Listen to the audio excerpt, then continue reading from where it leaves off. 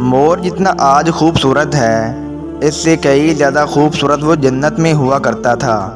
مور کا حسن اور اس کی خوبصورتی پر سبھی پرندے ناز کیا کرتے تھے، اور اس وقت سانپ کے پیر بھی ہوا کرتے تھے۔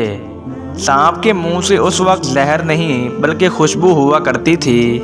یہ دونوں جنت میں رہا کرتے تھے، لیکن ان دونوں سے ایسی کون سی بھول ہو گئی تھی جس کی وجہ سے ان کو اللہ تبارک و تعالیٰ نے جنت سے ہی نکال دیا۔ جیسا کہ آپ سب لوگ جانتے ہیں کہ شیطان کو حضرت آدم علیہ السلام کو سجدہ نہ کرنے کی وجہ سے جنت سے نکالا گیا تھا۔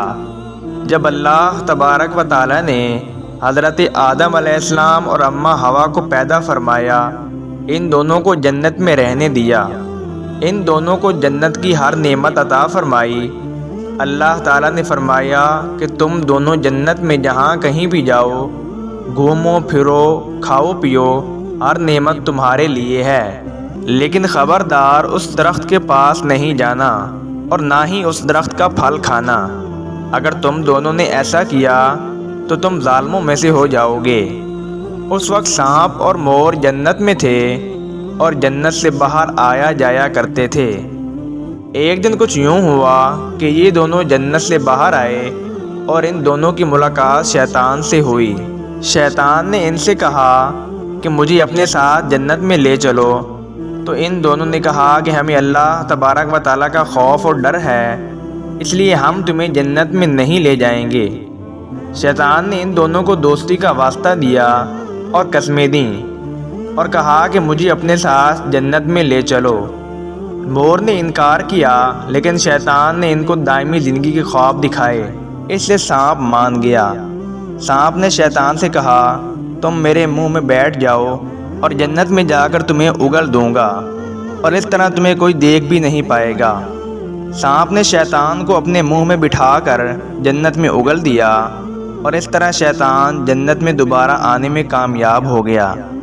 شیطان نے جنت میں آنے کے بعد حضرت آدم علیہ السلام اور اماں حوا سے ملاقات کی اور کہا کہ میں تمہارا خیر خواہ ہوں، اور ابھی تک تم نے جنت میں وہ جو درخت ہے اس کے پھل کو کیوں نہیں کھایا؟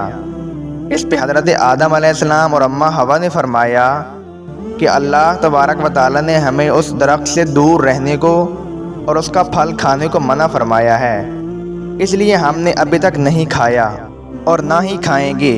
جب حضرت آدم علیہ السلام سو گئے تو شیطان اماں حوا کے پاس آیا اور آپ کو بھٹکانے لگا کہ اللہ تبارک و تعالیٰ نے تمہیں اس لیے وہ پھل کھانے سے منع فرمایا ہے کہ وہ پھل کھانے کے بعد کہیں تم نہ مرنے والوں میں سے نہ ہو جاؤ اور ہمیشہ کے لیے تم جنت میں رہ لو۔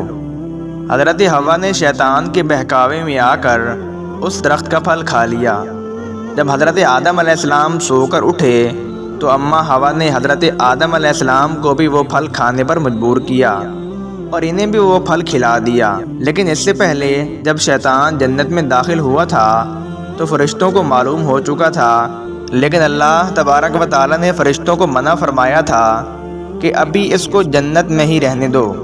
لیکن جب ان دونوں نے پھل کھایا تو جنت کا لباس اتر گیا اور وہ دونوں اپنے آپ کو اسی درخت کے پتوں سے ڈھانپنے لگے۔